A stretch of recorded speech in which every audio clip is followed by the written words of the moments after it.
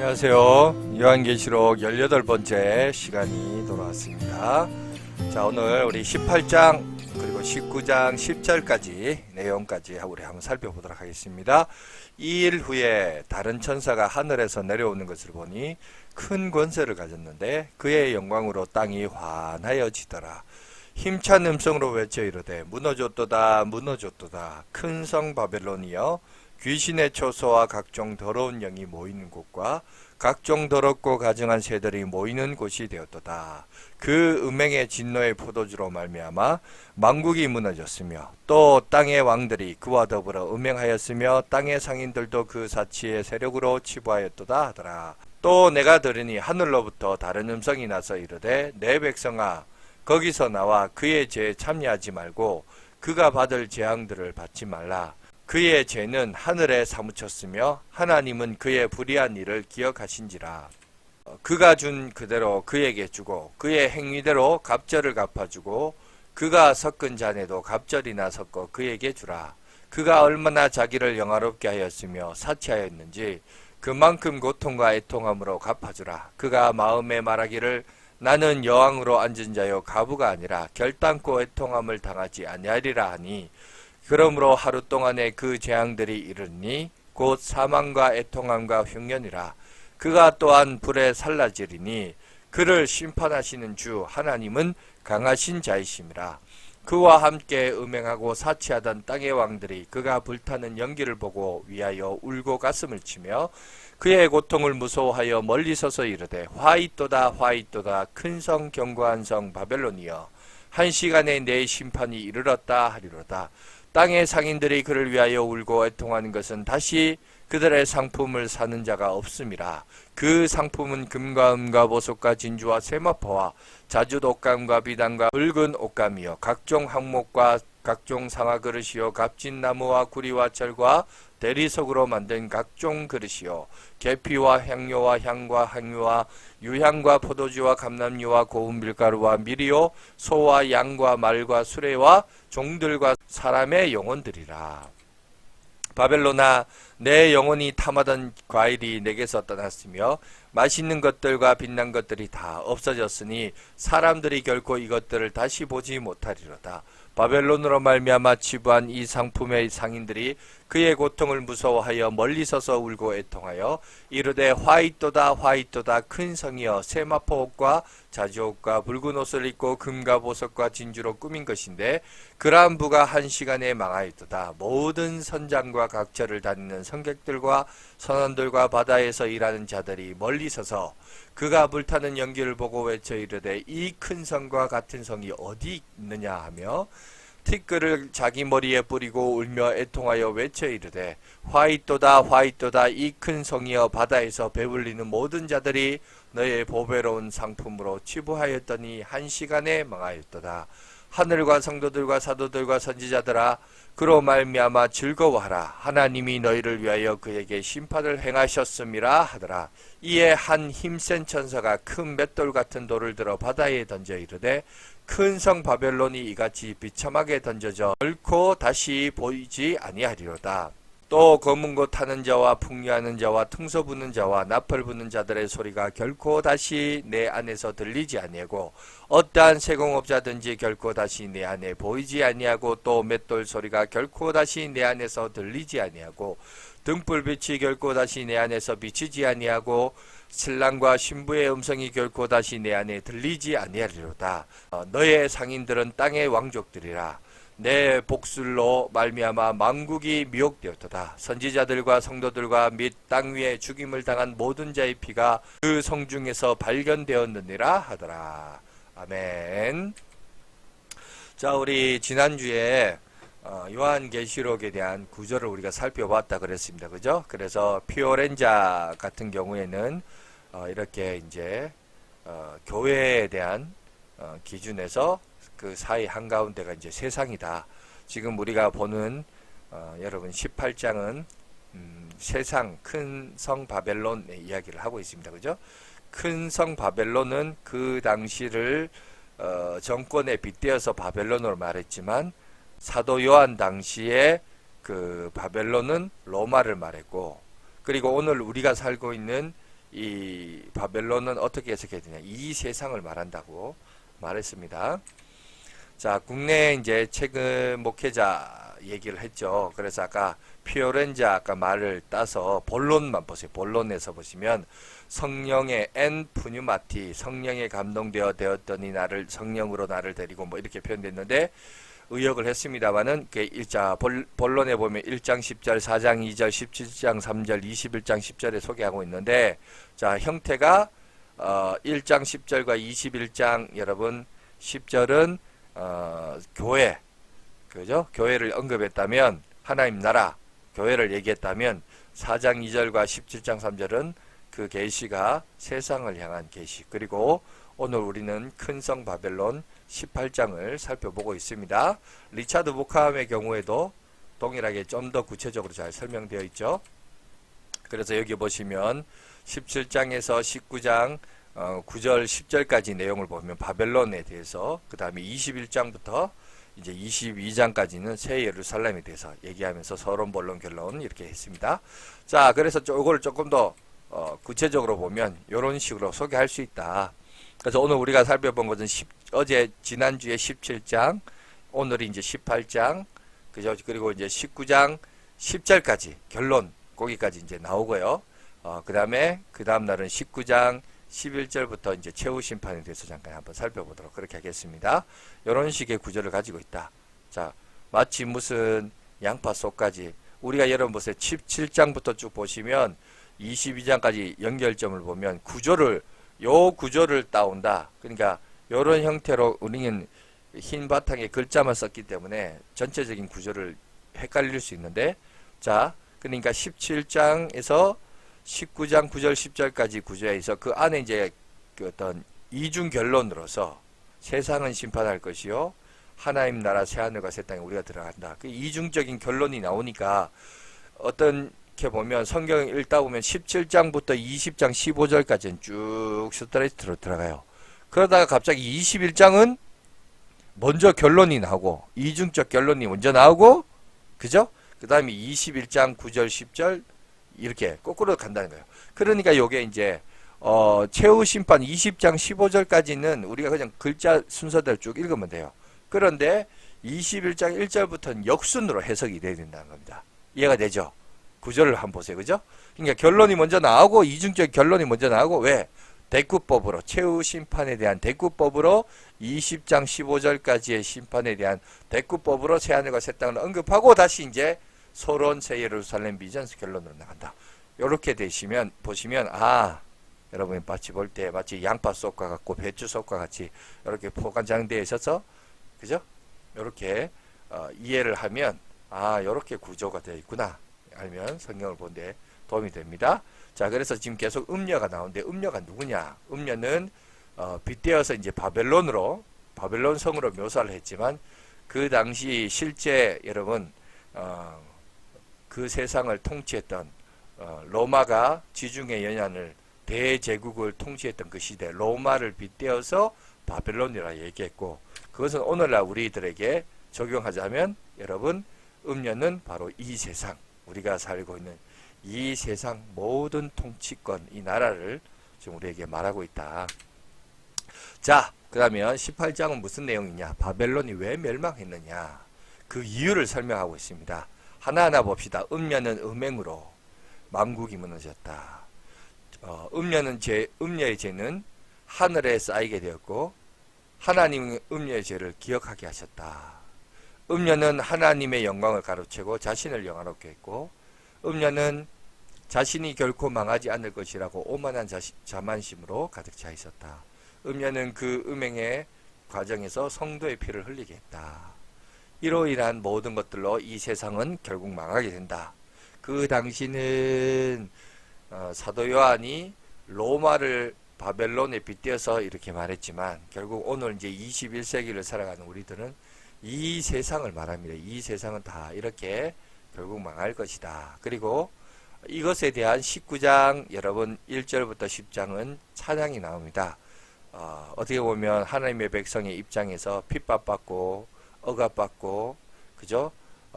탄압받았던 하나님의 백성들이 바라보는 정당성을 오늘 우리 가운데 보여주는데, 심판의 정당성을 말하는데, 음녀는 음행으로 땅을 더럽히게 하였고, 음녀는 하나님의 종들의 피를 흘리게 하였다. 그리고 하나님은 그의 종들의 피값을 음녀에게 갚으셨고, 음녀는 영원한 멸망에 처했으며 하나님의 심판은 참되고 의로운 것이며, 음녀의 멸망은 곧 성도들에게는 구원의 근거가 된다. 따라서 모든 성도는 물론대손하고 하나님을 찬양해야 된다. 그래서 항상 여러분 보세요. 심판 중에도 하나님의 백성, 하나님의 교회는 어떻게 될 것이냐. 인심판, 나팔심판, 대접심판 할 때도 교회는 어떤가 얘기했죠. 마찬가지입니다. 이 바벨론 세상에 대한 하나님의 심판에서 그러면 이것을 바라보는 하나님의 백성의 모습은 뭐냐. 그저 그 찬양에 대한 정당성을 올려드리고 있는 내용을 오늘 우리 가운데 소개하고 있습니다. 그래서 바벨론 멸망의 결과가 뭐냐. 음녀 바벨론의 멸망은 일순간에 갑자기 그죠 발생하고, 바벨론은 철저하게 심판을 당하여 회복 불가능하다. 음녀의 모습은 더 이상 볼 수 없게 되고, 음녀와 타락하여 각종 이익을 누리던 세력들은 단지 거짓으로 애도할 뿐이다. 바벨론 멸망을 통곡하는 자들로서 왕과 상인들과 해상인들의 그죠 통곡하는 모습을 오늘 우리에게 보고하고 있습니다. 자, 바벨론 멸망의 참상, 큰 돌이 바다에 던져져서 다시 볼 수 없는 것처럼 바벨론이 멸망하여 다시는 그 모습을 볼 수 없을 것이다. 결코 뭐뭐하지 아니하리라 라는 방식으로 바벨론의 멸망을 이야기합니다. 세공업자 경제의 붕괴를 말하고, 맷돌 소리는 식량의 고갈이 일어날 것이요, 등불은 문명의 황폐화, 결혼은 인간관계를 대표하는 사건으로서 사회제도가 붕괴할 것이다. 이렇게 오늘 이제 해석을 합니다. 그래서 인간의 모든 영역이 멸망을 당할 것이다. 이 세상은 이렇게 끝이 날 것이다. 그래서 세 부류가 이제 통곡이 하죠. 왕들의 애가, 상인들의 애가, 바다 사람들의, 해상인들의 애가가 이렇게 울려 퍼지고 있습니다. 우리가 읽었죠? 내용들을 보시면 이해가 될 것 같고요. 자, 그래서 예수 그리스도의 재림의 양면성, 항상 요한계시록도 심판을 언급할 때 교회를 말하고 있습니다. 그죠? 오늘 본문도 보시면 바벨론에 대한 심판을 언급을 하면서 하나님 나라적인 입장에서 해석을 합니다. 그래서 항상 이 두 이중적인 모습을 관점에서 우리가 봐야 돼요. 자, 그래서 세상 왕들이나 상인들과 선원들은 애가를 부르지만, 반대로 하늘에 있는 무리와 24장로들과 내생물과 하나님의 종들은 이것으로 인하여 하나님의 전능하심과 공의로우심을 통하여 심판하고 계신다. 그러면 이 말세의 성도들의 본분은 뭐냐? 18장의 결론은 말합니다. 영적 전투가 치열해지는 종말의 때에 하나님의 음성을 들을 수 있어야 된다. 분별력을 가져야 됩니다. 성도는 바벨론과 철저히 분리되는 삶을 살아야 됩니다. 성도는 바벨론이 저지르는 죄에 참여하지 말아야 되고, 그리하면 바벨론이 받은 재앙을 면할 수 있습니다. 또 내가 들으니 하늘로부터 다른 음성이 나서 이르되, 내 백성아 거기서 나와 그의 죄에 참여하지 말고 그가 받은 재앙들을 받지 말라.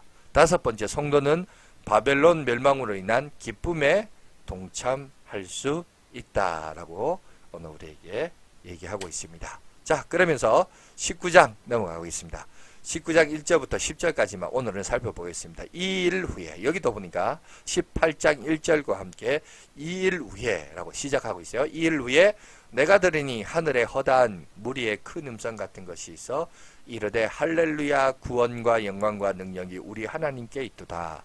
그의 심판은 참되고 의로운 자라. 음행으로 땅을 더럽히게 한 큰 음녀를 심판하사 자기 종들의 피를 그 음녀의 손에 갚으셨도다 하고, 두 번째로 할렐루야 하니 그 연기가 세세토록 올라가더라. 또 24장로와 네 생물이 엎드려 보좌에 앉으신 하나님께 경배하여 이르되, 아멘 할렐루야 하니 보좌에서 음성이 나서 이르시되, 하나님의 종들 곧 그를 경외하는 너희들아, 작은 자나 큰 자나 다 우리 하나님께 찬송하라 하더라. 또 내가 들으니 허다한 무리의 음성과 같고 많은 물소리와 같고 큰 우레소리와도 같은 소리로 이르되, 할렐루야, 주 우리 하나님 곧 전능하신 이가 통치하시도다. 우리가 즐거워하고 크게 기뻐하며 그에게 영광을 돌리세. 어린 양의 혼인기약이 이르렀고 그의 아내가 자신을 준비하였으므로 그에게 빛나고 깨끗한 세마포 옷을 입도록 허락하셨으니 이 세마포 옷은 성도들의 옳은 행실이로다 하더라. 천사가 내게 말하기를 기록하라.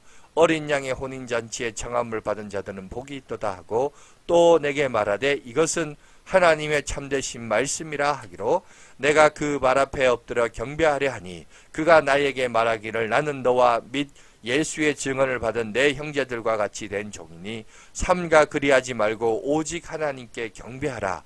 예수의 증언은 예언하는 영이라 하더라. 아멘. 자, 여기 보니까 또 이 일 후에 1장 그죠? 18장 1절에도 19장 1절에도 또 일 후에 자 얘기했죠. 이 일 후에라는 말은 그 배경이 다니엘이 느부갓네살 왕이 꿈꾸던 꿈을 해석할 때 그 다니엘서 2장 28절에서 근거해서 이 일 후에라는 말을 적용을 했다. 그게 뭐냐? 다니엘은 구약의 사람으로서 그죠? 구약에서 오직 은밀한 것을 나타내신 이가 하늘에 계신 하나님이시라. 그가 느부갓네살 왕에게 후일에 될 일, 그걸 알게 하셨습니다. 근데 그 후일에 될 일이 뭐냐? 당신이 꿈을 꾸지 않았습니까? 그 꿈을 보니까 그 꿈이 신상이 이렇게 서 있는데 뜨인돌이 쾅 하고 날아와서 그 신상을 부수지 않았습니까? 그런데 그 신상의 모습을 보니까 머리는 바벨론 자기 지금 그죠? 느부갓네살이 통치하는 나라요. 그 다음 나라가 은인데 메데와 페르시아, 그 다음에 동은 그리스, 철은 다리, 그죠? 그 다음에 철과 짓는 건 열국 유럽 시대고, 그런데 그 시대에 뜨인돌이 날아서 하나님의 나라 예수님이 이 땅에 뜨인돌로 날아와서 그 우상을 멸망시킨다. 그걸 봤다는 거죠. 그런데 사도 요한은 이것을 어떻게 합니까? 반드시 속히 될 일이라고. 그러면 다니엘은 후일에 될 일, 사도 요한은 반드시 속히 될 일. 그 사이가 뭐예요? 예수 그리스도가 이 땅에 오신 사건이죠. 그죠? 예수 그리스도가 이 땅에 오신 사건이 바로 뜨인돌이 그죠? 그 우상을 쳐부수는 사건이다. 예수 그리스도의 구속의 사이 그렇다는 거죠. 그리고 이제 나중에 보시면 4장 1절부터 동일한 단어로 데이 이렇게 시작됐는데 이게 뭐냐면 마땅히 일어날 일. 그리고 밑에 보세요. 자, 4장 이후에는 속히가 이후에 이 일 후에로 전개가 된다. 그러니까 결국 이후에 이 일 후에 무슨 기준이 뭐예요? 이 일 후에란 말이 뭐예요? 예수 그리스도의 뭐라고? 초림 사건. 예수님이 우리 가운데 오신 초림 사건. 자, 무저갱은 어떤 곳인가 그 얘기했죠. 우주에 있는 물리적인 공간이 아니라 이것은 바로 이거다. 아까 말했던 이 일 후에 어떤 일이냐? 예수님이 우리를 위하여 십자가에 못 박혀 죽으시고 그죠? 죽으셨을 뿐만 아니라 3일 만에 부활하시고 승천하신 그분께서 우리 가운데 오실 것을 말하는 이 사건 후에 이해가 되십니까? 그리스도의 초림의 그리스도로서의 그 구속의 사건 이 일 후에 그럼 우리는 무슨 일이 일어나냐? 그 얘기를 오늘 사도 요한이 계시록을 통해서 말하고 있다는 거예요. 근데 그 일 후에 어떤 일이 일어났죠? 오늘 본문을 18장을 보니까 바벨론성 이 세상은 멸망당했다. 구체적으로 얘기하자면 그 비유에서 바벨론이라고 말했고 그거는 그 당시 로마를 말하고 로마뿐만 아니라 로마는 이 21세기는 이제 이 세상을 말한다라고 얘기했습니다. 자, 그런데 이게 조금 한번 생각해 봅시다. 여러분 보세요. 창조 타락 구속은 구약이에요. 예수님이 오시기 전입니다. 그런데 여러분 그 예언들이 성취가 됩니다. 초림으로 말미암아 성취됩니다.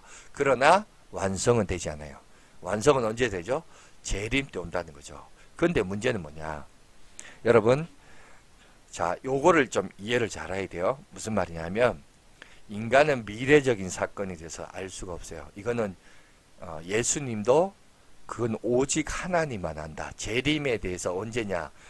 천사도 모르고 아들도 모른다 그랬어요. 오직 하나님, 성부 하나님만이 그걸 아시는 주권이고 그 외에는 어떤 존재도 알 수가 없다 그랬어요.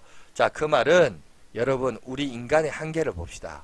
예수님이 약속하시고 언약하신 구약시대에 올 것이다, 오실 것이다, 메시아가 올 것이다, 실로에서 누군가가 올 것이다, 메시아가 올 것이다. 자, 많은 예언들이 쭉 왔습니다. 왔는데 자, 문제는 사도 요한을 비롯한 그때 당시 1세기 때 예수님을 따랐던 제자들은 어떤 마음을 가지고 있었냐면 예수님이 승천하실 때 내가 곧 오겠다.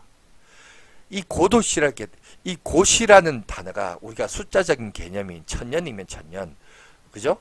2000년이면 2000년. 올해가 2021년인데 2021년 뒤에 오겠다 이렇게 얘기하면 딱 좋겠구만. 그렇게 얘기하지 않고 예수님이 곧 오겠다라고 했어요. 그런데 이 곧이라는 생각이 우리가 인간적인 해석을 할 수밖에 없잖아요. 인간은 인간적인 입장만 볼 수밖에 없잖아요. 그러니까 1세기 때 교회는 예수님의 여러분 초림에서 이 재림의 기간이 상당히 짧은 기간으로 왔어요. 그래서 여러분 특별히 사복음서를 보면 이 사복음서는 사도 바울이 썼던 여러분 그 서신서보다 여러분 더 늦게 기록이 됐어요. 왜? 사도 바울은 각 교회가 부흥 발전하면서 교회가 일어났던 문제들을 지적하고 해결하기 위하여 그 글을 썼습니다. 그 글을 쓰기 바빴는데 그러면 복음서가 우리가 이제 신약 성경을 볼 때 늘 신약에서 앞부분에 나오잖아요. 마태복음, 마가복음, 누가복음, 요한복음이 나오는데 사실은 이제 마가복음이 제일 먼저 기록됐는데 이게 왜 시간적인 순서가 아니라 논리적인 순서로 다시 재편석해서 책을 만들었냐면 왜 여러분 사도 바울의 글보다 더 뒤에 했냐? 왜냐하면 초대교회 교회는 예수님이 곧 오실 줄 알았어요. 곧 재림하실 줄 알았습니다. 그런데 예수님을 경험하고 예수님의 말씀을 직접 듣고 십자가의 사건과 죽음과 부활의 사건을 직접 경험하고 목격했던 많은 사람들이 여러분 한 사람씩 자연사나 순교를 통해 죽기 시작하면서 점점 곧 오시겠다는 예수님이 더뎌져요. 그러니 어떤 긴장감이 올까요? 이러다가 예수님을 직접 목격한 사람들이 다 죽을 수도 있겠다. 그리고 후대 사람들은 예수님에 대해서 잘 모를 수 있겠다. 그러니 어떤 마음이 들까요? 이걸 글로 적어야 되겠다. 그래서 먼저 마가가 글을 쓴 거예요. 그리고 사도 마태도 쓰고 누가도 쓰고 그죠? 사도 요한도 쓰게 되었던 겁니다. 그러니까 그 당시 사람들의 입장에서 보면 예수님과 초림에서 재림은 그 기간이 상당히 짧게 봤습니다. 자기들이 생존할 때에 예수님이 너희들이 본 그대로 내가 이렇게 승천한 자연 육신의 눈으로 승천한 이 모습 그대로 내가 곧 올게 이렇게 말씀하셨기 때문에 곧 오겠다라고 했기 때문에 그게 곧인 줄 알았어요. 설마 이게 2021년까지 오지 않을 줄은 알 수 없었던 거죠. 그러니 여러분 그 시간적인 텀을 우리가 조금 생각을 하셔야 돼요. 자, 그래서 자 우리가 잘 알듯이 초림은 사단의 결박의 사건이요. 그죠? 예수 그리스도의 재림은 심판입니다. 우리가 이제 이거 전에 생각했죠. 그 2차 세계대전 때 D-Day가 빅토리데이, V-Day는 다르다. 노르망디 상륙작전, 우리나라는 인천 상륙작전의 결정적인 어떤 전환, 승전의 전환을 이뤘지만 그러나 그거는 출발점이지 완전한 승리는 아니잖아요. 빅토리데이는 나중에 갑니다. 그죠? 결정적인 패배일 뿐이지 완전한 멸망은 아니다. 그 얘기를 했습니다. 그러면서 뭐라고 그랬어요? 이 유대인의 결혼법의 약혼과 결혼 얘기를 했죠. 예수 그리스도의 초림 사건은 여러분 종말에 뭐가 되냐? 종말의 시작이에요. 종말의 시작이고 그 종말의 마침은 재림에 가서 걸린다. 그래서 지금 초림과 재림 사이에 이 기간이 뭐라고요? 종말의 기간이다. 그 얘기 했죠. 이해하시죠? 이 종말의 기간에서 봤을 때 사도 요한은 그래도 아무리 늦어도 하다못해 내가 죽는 다음에 그 후에 얼마 안 있다가는 오시겠죠. 이렇게 생각했던 것 같아요. 그런데 2020년을 보내고 있고 2021년을 우리가 맞이하고 있습니다. 그러나 그게 언제인지는 모르지만 한 사람이라도 더 구원받고 하나님의 나라에 들어가기를 원하시는 하나님의 마음을 우리가 안다면 열심히 노력해야 될 줄 믿습니다. 자, 그거를 생각하고 보라는 거예요. 자, 그래서 19장을 여러분 한번 보시면 세상의 멸망은 곧 어린 양의 혼인잔치다. 19장은 그렇게 소개하고 있는데 자, 음녀 바벨론의 멸망은 악의 세력으로 인하여서 세상 나라가 하나님과 그리스도의 나라가 되었다. 하나님께서 통치하신다라는 거죠. 그죠? 악의 세력의 멸망으로 인하여서 성도와 그리스도의 완전한 연합을 상징하는 어린 양의 혼인잔치가 가능하게 되었다. 모든 방해 세력이 제거되었다. 자신을 잘 준비해온 승리한 성도들은 빛나고 깨끗한 세마포를 입을 수 있도록 허락받았고 따라서 성도의 최종적 소망인 어린 양의 혼인잔치에 청함을 입은 자들은 복이 있도다. 그리고 음녀의 멸망과 성도의 구원의 전 과정에서 경배받으실 분은 오직 하나님 한 분이시다라고 오늘 우리에게 얘기하고 있습니다. 자, 우리는 신랑이신 예수, 신부인 교회가 이제 어린 양 예수님과 함께 혼인잔치에 들어갈 겁니다. 그런데 자, 여기서 아까 얘기해 봅시다. 어린 양의 혼인잔치는 예수님과 교회의 만남을 얘기합니다. 자, 이미 예수를 믿음으로 신랑 신부 관계가 아닙니까? 근데 왜 또 결혼을 합니까? 라고 하는데 아까 그 초림과 재림에 대해서 얘기했죠. 자, 유대인의 전통 혼례를 보면 약혼과 결혼이 있습니다. 약혼은 이미 법적 부부 관계이며 양가는 예물을 교환하고 신랑은 신부 가족에게 몸값을 주고 신부 아버진 신부에게 지참금을 줍니다. 신랑이 저녁에 신부 집에 가서 신부를 데리고 신랑 집에서 결혼식을 올립니다. 신랑은 왕처럼 신부는 값비싸게 몸단장을 합니다. 따라서 지금의 교회는 주님과 약혼한 관계로 재림은 신랑이 신부를 데리고 가는 과정이요. 새하늘과 새 땅은 영원한 신혼집입니다. 이해가 되시죠? 그러니까 지금은 사실은 주님과 우리 사이는 신랑 신부라고 하지만 정확하게는 약혼 기간이에요. 약혼이고 그리고 신랑은 먼저 자기 이 둘이가 거할 수 있는 거처를 예비하러 준비하러 갑니다. 갔다가 이제 다시 와서 정식 결혼을 하는데 그게 바로 어린 양의 혼인잔치란 거예요. 그러니까 진정한 결혼은 예수 그리스도의 재림이 진정한 결혼이라는 것을 오늘 우리에게 알려줍니다. 그러니까 우리는 신부는 어떻게 해야 돼요? 그러면 약혼을 했으니까 그 신랑을 사모하면서 기다리면서 정절을 지켜야 되죠. 그죠? 음녀와 같이 되면 안 되고 정절을 지키면서 신앙의 정절을 지키면서 언젠가 오실 그 그리스도를 사모하면서 그리고 그분을 기다리는 거예요.